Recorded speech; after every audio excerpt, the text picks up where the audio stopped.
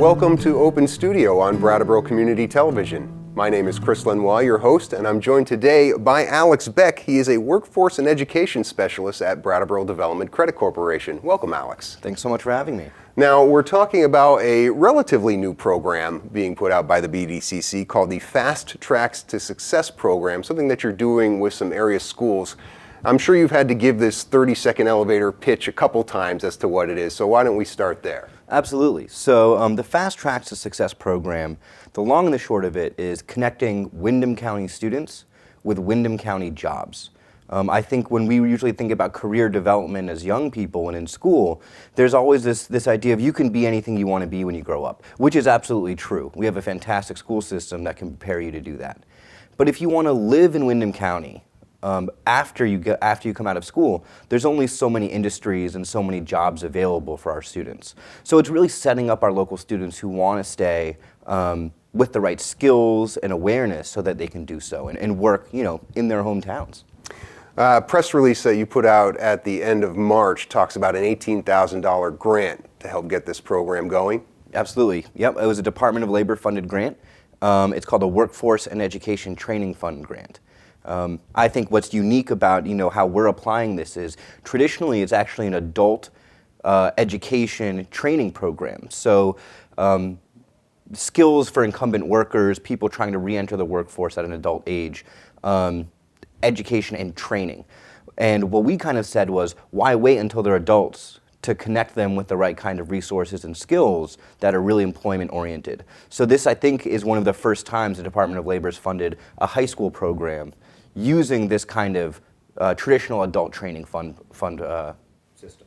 Well, Ellie, I wanted to know how this program came about, and if it is the first time that the state is doing it, were you looking at models from another state in terms of how you were approaching how this would be implemented? Ironically, no. What we really wanted to do was bring a very highly contextualized program to our high school students, and all of that relied on the geography. So while I'm sure that the model and concept isn't new, connecting labor market data, which we'll talk about in a bit, into the school system, no other county could provide us that content. It had to come from within Wyndham County, and I think the idea was novel enough that they recognized it was a need that needed. Yeah. Curious about the amount, $18,000. Is that something that you all specifically requested? Is that what was allocated? Yep. So that's how much we requested. The design of the budget. Well, our major goal was to make sure whatever program we designed, it was equally and equitably accessible to all of Wyndham County. While we are one county, it is a bit of a drive from here in Twin Valley. But just because of any geography, any hills, quality of roads, we didn't want any of that to complicate the ability for a student to access these kinds of programs. So for instance, when we were budgeting bus transportation, which is a major component of this grant because it was mentioned by guidance counselors that transportation was actually an obstacle to implementing some of these programs. So what we did is we calculated how much would it cost for Twin Valley to go to Bellows Falls High School, because that's pretty much the farthest you would need to travel within Wyndham County. And we considered that one field trip. Because if we had gone and done it a different way, maybe we would say, okay, well, Brattleboro can take as many field trips as it wants because it's located centrally along the two corridors. But Twin Valley can only go half the distance because of where it is. So we really wanted to avoid that. So we built the budget out to be able to really design it to be accessible. Right. Yeah, it's amazing, right? I mean, geographically, Bellows Falls and Wilmington aren't that far apart, but because of the roads and everything, it's a bit of a haul. And scheduling. The idea of, me getting in my car and going to Wilmington right now wouldn't be a problem. But what if we're talking about 15 students and getting them to a manufacturing facility? That's when it gets complicated, and that's where we really need to make sure that all the pieces were in place. So how far can that 18,000 take you when you're talking about the student population here? I mean, is it in terms of duration, time length? So they're all one-year programs. Okay. So this is, the first year, where the program's officially starting in the fall, but with all school classes and courses. You know, the curriculum's being designed now as we speak. And so a lot of this came out of a much longer process. So how long we've been working in the school system to understand what's needed, I would say is probably it's been 3 years. And doing all of this research and collecting all of this, we're now in the position to really confidently say if we get a program funded, which we did, the product will serve a need that the schools have identified. Now, we mentioned 3 of the 4 high schools that are involved in this: Brattleboro Union High School, Bellows Falls Union High School, and Twin Valley. Let's not leave out Leland and Gray as well. Of course, yeah. In Townsend. So yep. Those are the 4 schools here. Talk a little bit about now the program starting in the fall. How many students can you enter in this program, Yep. age group, stuff like that? So another really unique aspect of this program is what the BDCC is doing is we're bringing our research that we've done and that SEVED, Southeastern Vermont Economic Development Strategies, has done.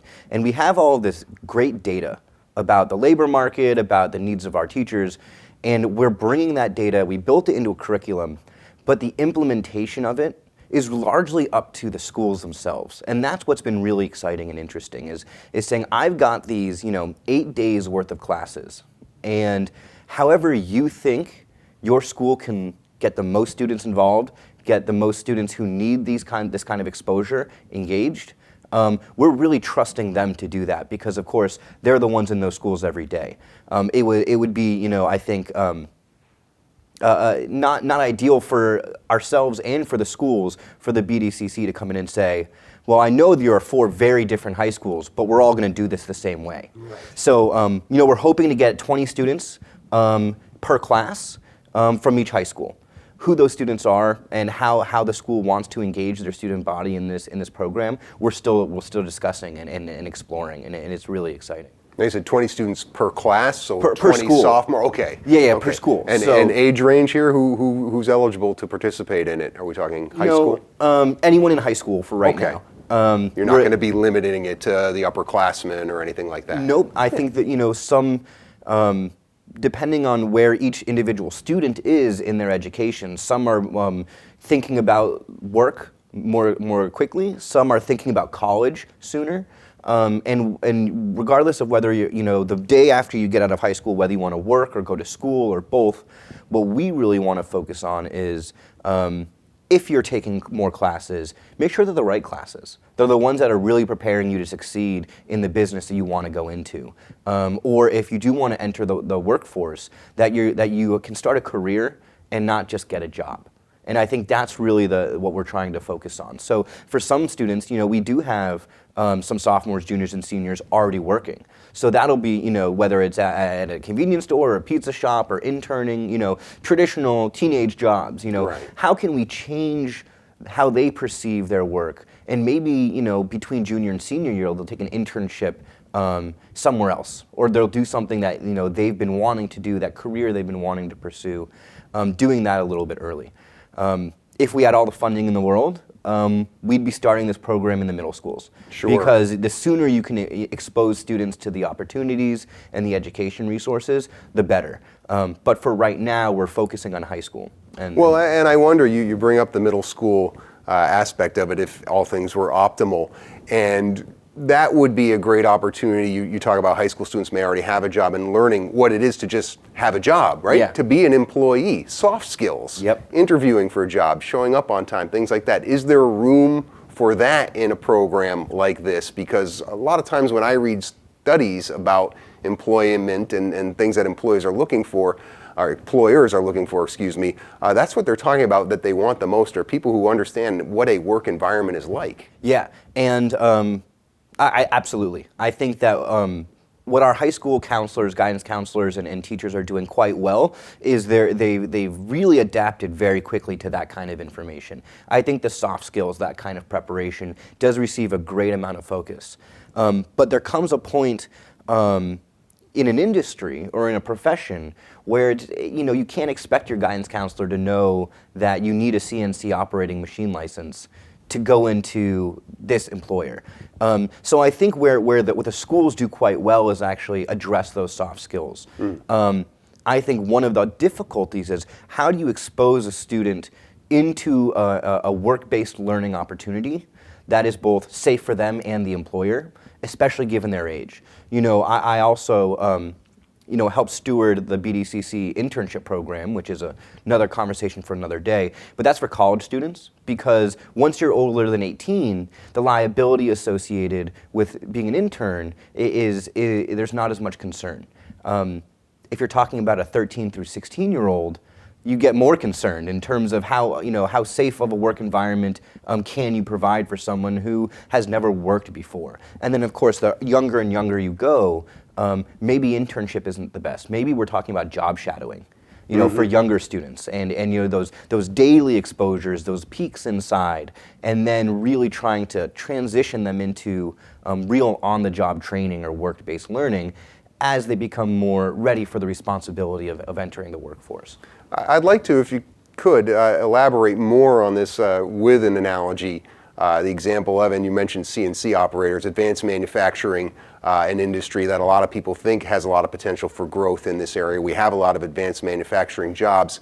Maybe using that as an example, how you see this program playing out when it starts in the fall. Absolutely. So, ideally, this program will start. And the first 2 days, the first day is actually Introduction to Labor Market Statistics.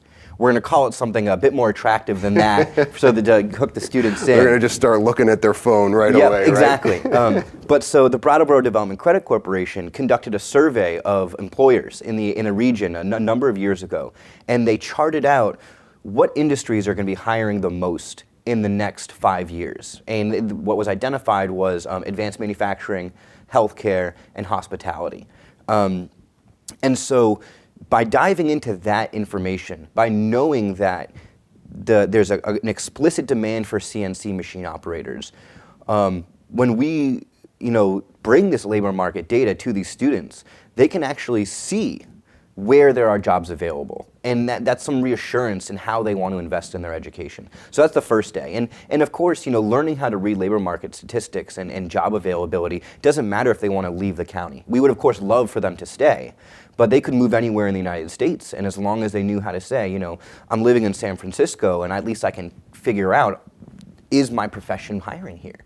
But so that's just the first day. The second day, we're going to focus on what's the difference between navigating a job board, working with a temp agency, or applying straight up, walking into a door and applying to a position there. And then the fun part starts, and that's field trips. So a major component of this course is to expose students to these professions, and that's when a student will say, yeah, I really want to work here, whether it's Chroma Technologies or Sonex, for instance. Those are two organizations we've worked with that they've hosted meetings that we've had. And from that point, when a student says, yeah, I really want to end up here, then we can start looking to both the high school programs that exist, whether it's the Career Center, the regional collegiate high school, so dual enrollment.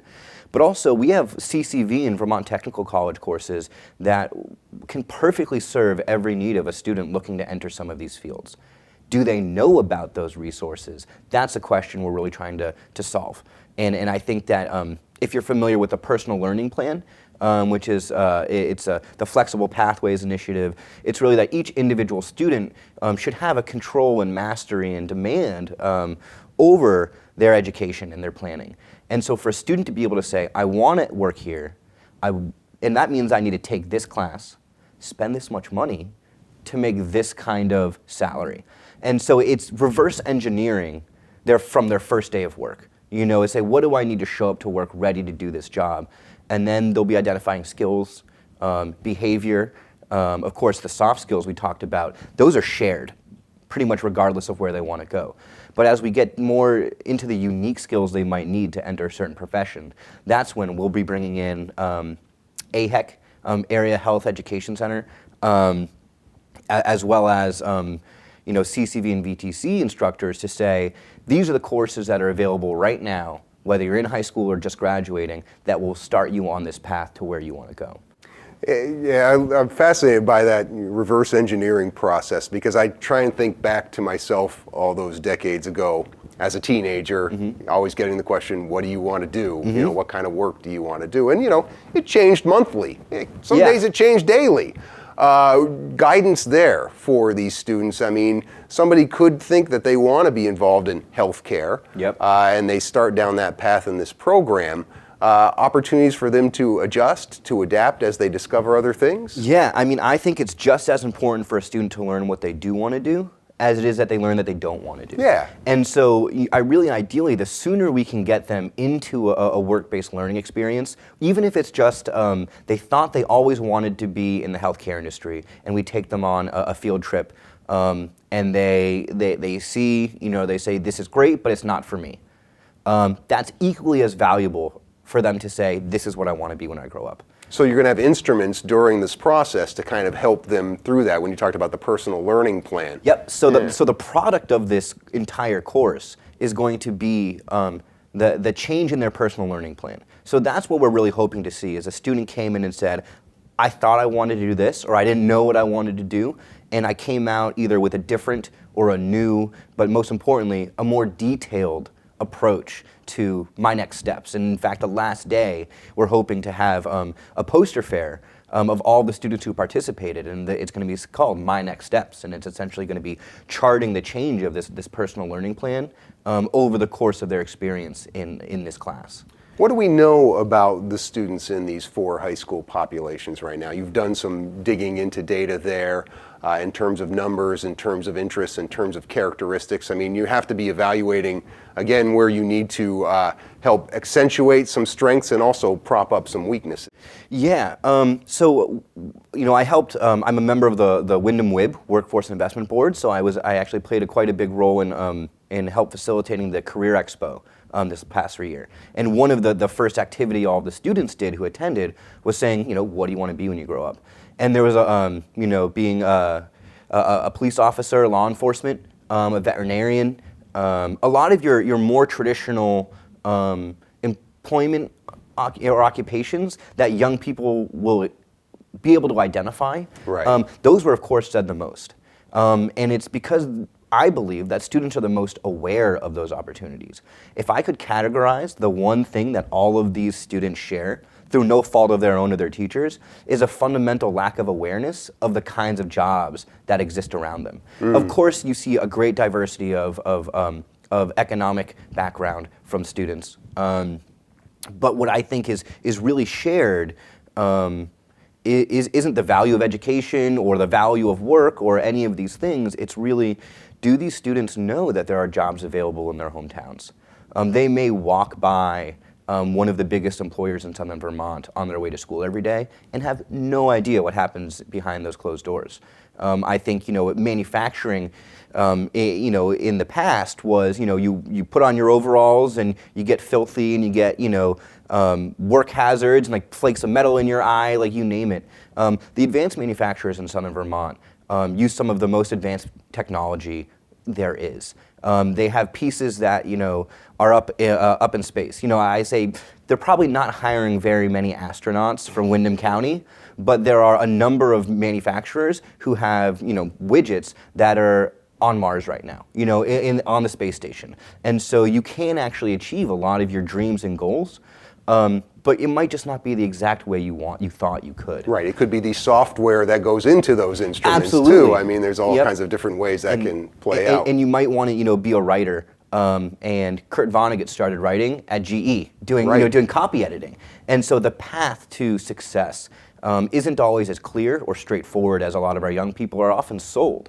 And then on the other side, there aren't enough people saying, take these few classes, walk down the street, and if you show up on time and you work hard, you can work in your hometown making a fantastic salary, and that's where you can start your family and buy a home and be a part of the bigger economic development picture. That's the end goal is of course to retain highly qualified individuals, and so we're not just recruiting them or trying to convince the workers that are here to stay, but we're also building, cultivating the next round of workers for Southern Vermont, and we want them to be the best. Yeah, well, you talk about that next round, and in the press release, one of the things that was surprising to me was the number 3,000 in terms of jobs that are turning over in these different industries over a period of time, to be sure. But again, that's just replacing jobs. If all goes well, if economies grow as they should, it could be more than 3,000 jobs. Absolutely, and you know that number came from a slightly dated survey. I think it was 2013. But you're right on the money. I mean, in fact, the farther we get from that date, those numbers are actually probably a lot more real in terms of who's actually retired and the churn rate of employers and our ability to recruit people to fill those jobs. You know, that's one way to do it. But the long term, you know, without a really strong education system that's geared towards workforce development, we can't always try and recruit people. You know, that's not the only solution, or at least it can't be. So the longer term solution is to really make sure we're cultivating the best quality of workforce we can. Now, we pride ourselves in Vermont on having a good public education system. Absolutely. And it's something that I'm sure you had to do a lot of looking into as you were developing this program. And thinking about what else you would have to do if we didn't have such a strong education system. What are you seeing in our schools that's making you think that this program can work? The collaboration. I mean, I've been at the BDCC for a year now, but from day one, the leadership, everyone in all 4 schools, from the leadership down to the teachers, I have been always welcomed into all of those conversations. Nothing's been hidden from me in terms of what they think is going well or not well. I conducted a study or a survey with all of the guidance counselors from all 4 of the supervisory unions, and they were engaged. I mean, they recognized that I was trying to bring support to their system, and they welcomed me in.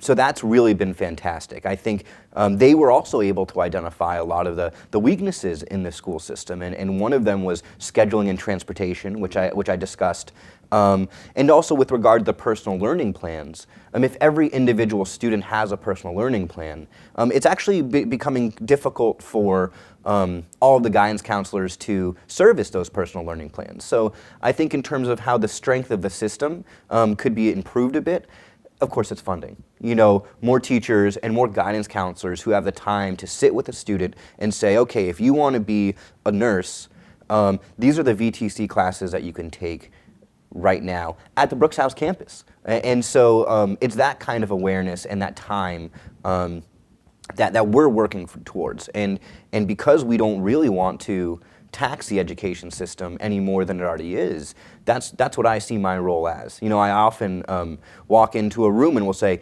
see me as the capacity you don't have to get this project done. Tell me what you need and your system needs to make this work. And that's really where the foundation for the grant from the Department of Labor came from. And so they needed funding, so we went out and pursued that funding. They needed a more flexible program, and so we helped design it so that it could look different for Leland and Gray, who has less students than BUHS, and that they can get the same quality as everyone or anyone within the school system. Now, we talked earlier about how this matches up with the comprehensive economic development strategy. Absolutely. And no conversation with BDCC would be complete without talking about that, of course, as you've discovered. But you were talking about it as part of the retention strategy, keeping young people here, keeping them involved in jobs, keeping jobs in the community. It strikes me when I think about this program a few years out, if it's successful, it continues to evolve, it's a recruitment tool as well. People already put education here in Vermont and our public education system as a recruitment tool. I didn't know if you had all thought about it in that way. Absolutely, and the continuity of programming that we're working on right now at BDCC actually extends from this high school program. We run a college internship program, and then we also run the Southern Vermont Young Professionals. So all throughout this continuum, we're really trying to retain, and then as we get young professionals either moving here or keeping them here, the end goal, of course, is for them to buy houses and start families of their own. Yeah. And so in terms of the quality of place and quality of life, you're absolutely right. It is there. You can't have a strong workforce and not a strong education system. You know, you can't expect people to move to work at some of the most fantastic businesses, you know, in New England if their kids can't get a high quality of education. And so luckily, our school systems are incredible. And I think that it's actually an opportunity, it's a strength that we can leverage rather than a deficit that we have to overcome. Yeah, I mean, I think, you know, obviously the prototypical New Jersey family, young family, and they're able to telecommute with whatever their job is, and they're saying, well, what community in Vermont would we want to go to? Oh, look, not only are the school systems strong in Wyndham County, but they also have these programs that'll really help my student find out who they want to be when they grow up, and then help nurture them along. I mean, it's a very cool thing that you've got going on there. Yeah, and as you mentioned, the CEDS, the Comprehensive Economic Development Strategies, and the bigger economic development picture, one of the single greatest leading factors that's preventing economic development growth is access to qualified workers. So you could want to expand, you could want to add 100 jobs and double your profits, but if you don't have the workers to do it, you're out of luck. And so, one of the major priorities of CEVEDS and the CEDS is to increase the size and quality of the workforce. If my whole job could be boiled down into one sentence, it would be to increase the size and quality of the workforce. So that means cultivating with our school systems. It means retaining both the people who are already here, living here and residents, but also retaining the college students. The idea that, we have some great colleges and people are coming from all over the United States and the world to access that education, and then they leave. And so to retain them and also to recruit, like what you just said, the strength of our school system, the strength of the colleges, and the vibrancy of our downtowns will help convince people to move here and stay here and work here. Yeah, you talk about increasing the size. At some point, you're probably going to have to put benchmarks on that, if for no other reason than to go back to the state and apply for more funding money. What kind of numbers are your goals when you talk about making this a successful program? Yeah, so the Fast Tracks to Success program, one of the first and foremost thing that we're trying to measure, and this is actually qualitative, is that change in their personal learning plans. But from then on, what we would really love to see is an increase in post-secondary education attainment. So Vermont actually has one of the highest rates of high school graduation and a relatively low rate of post-secondary education enrollment. So that's whether it's a 2-year college, 4-year college, or even a credentialing program.